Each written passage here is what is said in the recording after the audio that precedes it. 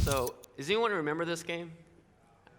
Super Mario Brothers was my favorite game growing up.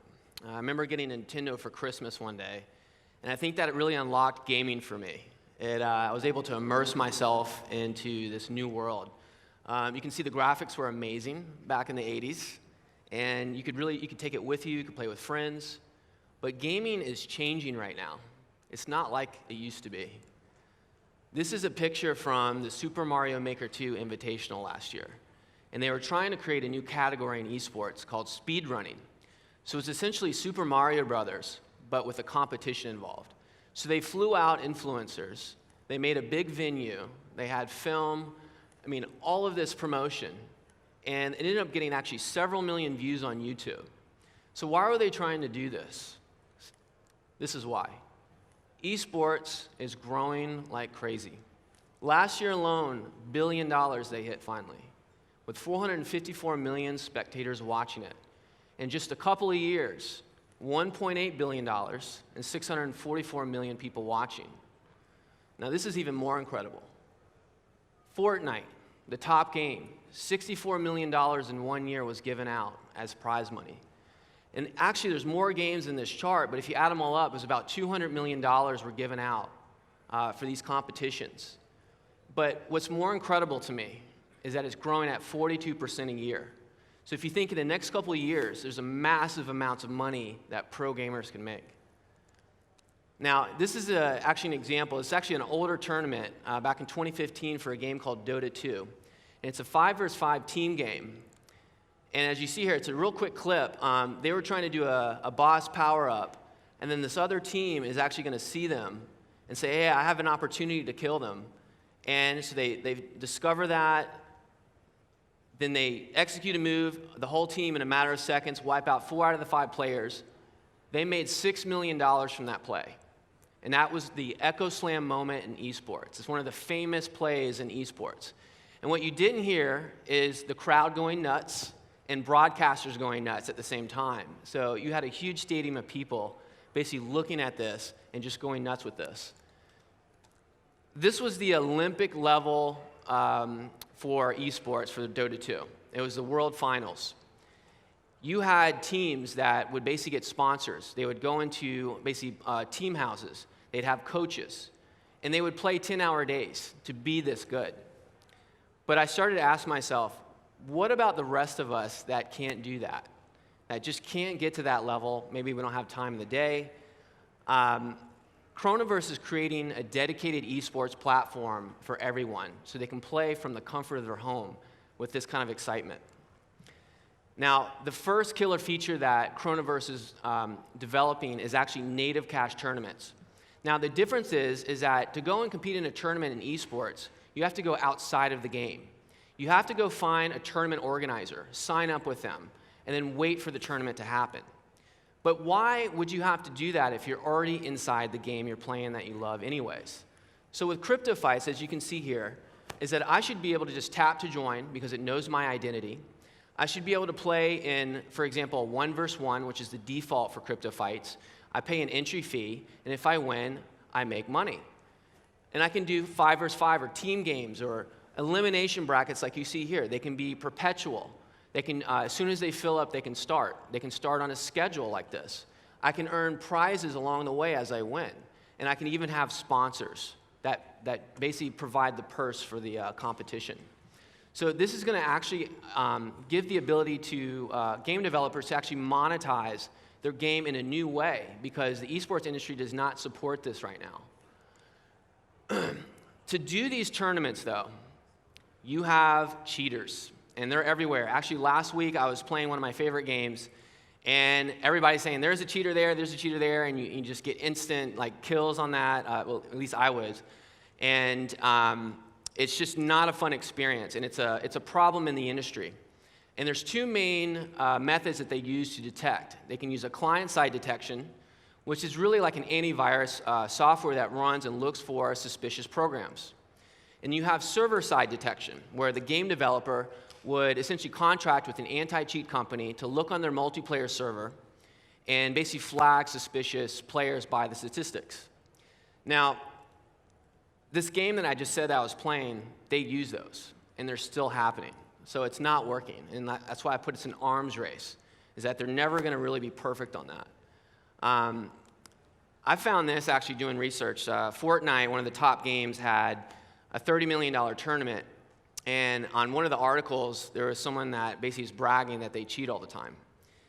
$80,000 is a lot of money. I don't know if that's in a year, in a month, or whatever, but either way, $80,000 plus gaming PCs, just by making your own cheat software sounds pretty profitable, especially when you think of the whole world where they can find these opportunities. When they actually had this tournament, 1,200 people were banned, at least they were caught. But when you look closer into what was actually going on, is that it wasn't just like the client-side cheats. It was actually collusion that was happening. So they had their friends, say, hey, come and enter this tournament and, feed me easy kill, and I rank up and do better in that tournament. But they get back into the tournament anyways when they get banned. And that shows to me that there's not really a holistic solution for identity in eSports. I mean, this is the top game in the world, and this is happening. So what's the solution to all this? Kronoverse, and I think with a lot of influence from the BSV community, is thinking about this in a different way.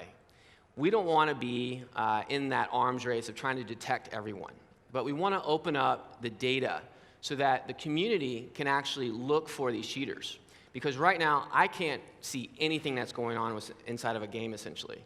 So we're running full KYC screening on every player that's actually onboarded and created a gamer tag within Kronoverse.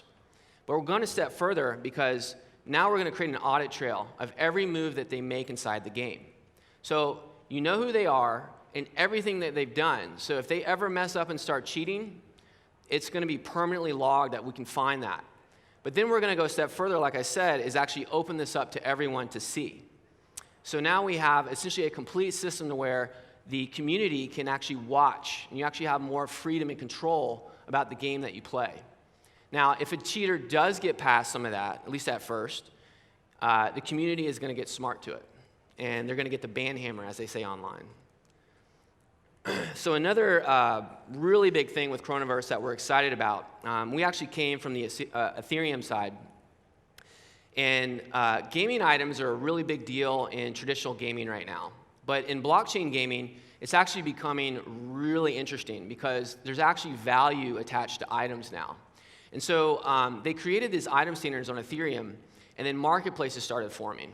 And then, millions of dollars start trading. Everyone remember CryptoKitties?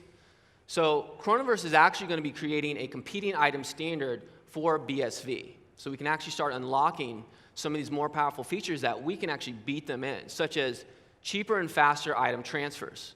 So we can actually do things way faster and way cheaper. We don't have to worry about gas prices.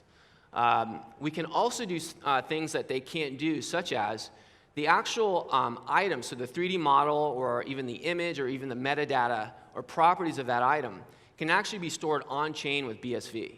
So it can actually persist outside of the game. So if that game developer or game closed down, you can actually still have it and still own it. It can actually maybe increase in value because it's a collector's item. Now, if you have a really popular game, and let's say you got 1 million pre-registrations before you launch, and then on launch day you decide to send out a free bonus item to get them to come and play your game. I can't imagine doing that on Ethereum because you'd have to send out 1 million items, worry about gas prices and network load. BSV is going to allow us to do this more economically.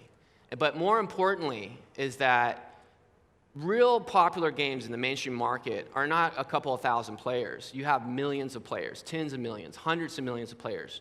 And BSV can actually scale for mainstream adoption. So we're really excited about being on BSV and being able to do this. I mentioned about Ethereum with the marketplaces, and the marketplaces actually came later after the item standard. So there was a lot of items that games were putting out, and they had a lot of fraud going on because people were basically trading in chat rooms. With Kronoverse, we're actually going to be creating a marketplace so you can have these safe trades right up front. So this is really important to actually create that economy that drives a lot of the adoption. Now, this is kind of sad to me. There's about 20 games that are pretty much giving out all that money for tournaments right now. And it's because indie game developers can't really compete with the AAA studios. One of those that actually sticks out is PlayerUnknown's Battlegrounds, or PUBG. That actually started as an indie title, went viral, got really big because they essentially invented the Battle Royale category. But now they're in the big leagues, and you don't really see a whole lot of indie developers in there. They're all big studios. So the Kronoverse platform actually allows indie game developers to monetize their game through these tournaments. And so you're going to end up getting more game variety. Indie developers are usually the ones that have more freedom to create, and they don't have to report to a bureaucracy. So I'm excited about that. But to underpin the whole system, I mentioned the transparency. This is essentially our block explorer for gaming. So we're creating a data explorer that's in human-readable format, so players or the community in general can actually go and look and see what's happening. So this is an example with crypto fights, where we can have leaderboards, the game stats in real time, but also the raw Bitcoin transactions. And they can actually go and jump and look at the actual game that's either played live or a replay of that. So to recap, Kronoverse is creating native cash tournaments directly inside the game, right? We have the game integrity because we're opening up the system so cheaters can get caught. And then we're going to create a new item standard for the BSV ecosystem, so gamers can actually have value in their items. And then we're going to have more game variety because now indie developers can actually start creating these games. And then we're going to open up the data to everyone so they can see this and see what's going on. So to onboard all of these players, we have to essentially have a simple sign up, and they have to go through Know Your Customer and anti-money laundering screening when they do a deposit. Here's an example for crypto fights when you sign up. 3 things real quick: gamer ID, password, and email. And once you do that, you essentially have created a Bitcoin wallet. You would write down your seed phrases somewhere. If you ever need to restore a new device, you would basically put those back in and a password, and you're good to go. Now, the important part is that once you've done this, all games on the platform will essentially work with one login. So you don't have to worry about what game you're playing or whatever. It's just as soon as you log in, it knows who you are. Now, the money in and out systems that we're building is for everyone, the mainstream market. So we're going to be taking Bitcoin SV and other top cryptocurrencies, along with instant bank transfers and even credit cards, along with various options for when you want to, you have a lot of money that you won, to actually pull that out to your bank. So crypto fights is actually a proof of concept to show the world that blockchain games can actually be reinvented and redesigned about these new exciting features for eSports. And this one feature that I'm really happy about is our match viewer. So this match viewer is actually reading data from the blockchain and rendering it through a game engine, like a light version of it, and displaying it on a website. You can see the metadata, combat log, how much it was played for. You can jump to different matches. You can search for your favorite player ID, and it'll pull all those up. You can look at past matches. Now, this is a really interesting thing because of the big tournament organizers have no way of knowing what happened in the past. So Bitcoin SV actually gives this potential that's incredible for the esports market. So a key takeaway with the platform is that Kronoverse is actually designing games differently. We're traditionally in games, client-server. You have a game client, and that game client works with the cloud server, good to go. But the way that we're doing things differently is that the game rules and mechanics that we never could see before are actually going to be stored on-chain. And that creates the transparency that we need for esports. An example would be that you go watch a football or a soccer game. We all know the rules of that game, and we can all go see that game happen. And the same thing should happen for video games when you have that kind of money involved in it. Now, another thing is that the game client is now a Bitcoin wallet, and you're actually creating transactions for moves. And you're going to be sending them to the Kronoverse BSV gateway to process the state of the game really fast, and then it's going to send out to all the players really quick, and then also broadcasting on-chain. So this is really a revolutionary approach because it's going to bring a lot more freedom and flexibility with how games are going to be designed in the future. So kind of on a funny note, when I was growing up, my mom would punish me by either taking the keyboard away, because I was playing games on it, or the controller or console that I had. But in the news, there's actually colleges giving out scholarships because they're creating esports teams now. And I asked you, what do you think the next 5, 10, 20 years is going to look like? because I couldn't imagine back then with the Super Mario that you could actually go to college for free playing video games. Now, before I go, actually last night we actually closed a deal with the world's largest eSports company, ESL. And I can't give out all the details right now, but stay tuned for an official press release on that. Thank you. Hi, it's Hannah Jackson here with CoinGeek.com, and I'm here with Adam Kling from Kronoverse. Now, tell me a little bit more and give me an outline of what you do. So Kronoverse is actually a gaming platform that's integrating BSV into actually its app layer. So we're creating essentially a new way to design games for the esports industry. Wow, okay, so eSports. Now, how has that been influenced by the Genesis upgrade? I'm presuming it's been positive, or have there been a few challenges along the way? Yeah, actually it's very positive because we need to be able to scale to support millions, hundreds of millions of players on the platform. And if we couldn't do that, then we can't survive. So we actually came from Ethereum, and that's not going to work. So we're very happy with the roadmap for BSV because it's actually going to allow us to achieve our end goals. We're creating actually a game called Crypto Fights, and Crypto Fights is actually going to demonstrate how the platform can actually change how esports operates. So one of the really interesting things about Crypto Fights is that the transparency of how the game is actually developed. So one of the things that usually happens in games now is you have proprietary game rules and mechanics that we don't really know how it works. So they call it theory crafted. So players have to go and kind of figure out what happens in the game. With Crypto Fights, we're actually putting that on-chain, in code, in JavaScript actually. People can actually go and look at that JavaScript or just the rules of the game the same way that you would look at a football game and say, we know the rules and we can go watch this with our eyes and understand what's happening. So that design of having that transparency in games is actually what's going to enable, I think, more money to come into esports because there's kind of an issue with game integrity now. There's a lot of cheating and there's a lot of people that don't want to talk about it. I play multiplayer games a lot and there's always some cheaters in there that have some, client-side cheats that get in there, and they're actually doing this in tournaments too where they're profiting from this. So being able to make a game where it has more transparency, you're able to actually find these cheaters more often and the game integrity actually goes up and then more money can come into it. Right, okay, well besides that, what are the other benefits of developing games on the blockchain? Well, like I said, game integrity is going to be a major one. The flexibility also with how you design a game, because with Kronoverse, one of our kind of grand visions is being able to actually create things that other games can actually use in their game. So an example would be with items. So we can actually create an item. So let's say it's a sword or your favorite gun, and that item can actually go into another game and be used by that same player that owns it. So I call this the metaverse. And the metaverse is the Ready Player One sci-fi future that we're actually aiming for.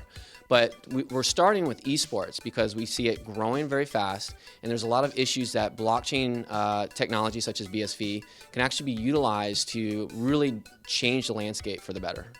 Well, as a bit of a gamer myself, this is very, very exciting. So good luck with everything, and watch this space.